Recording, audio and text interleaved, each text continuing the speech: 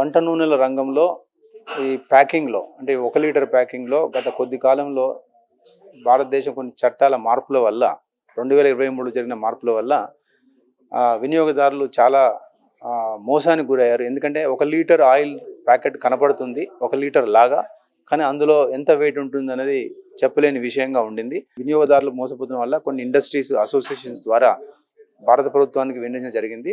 అతి తక్కువ కాలంలోనే ఇది నిజం కాబట్టి చాలా వినియోగదారులు మోసపోయారు కాబట్టి చట్టంలో మార్పులు తీసుకొచ్చారు. అంటే మళ్ళీ పాత చట్టం తీసుకొచ్చింది. దాని ప్రకారం అన్ని స్టాండర్డ్ వెయిట్స్లోనే ఉంటాయి. ఇది అన్ని ఆయిల్స్లోనూ అంటే మనం వాడే అన్ని ఆయిల్స్కి ఇది అప్లికబుల్. బిలో 200 ml అప్లికబుల్ కాదు. ఇక నుంచి వినియోగదారులు మోసపోయే అవకాశం తగ్గిపోయింది. అంటే ఒక 3 నెలలు ట్రాన్సిషన్ టైం ఉంది.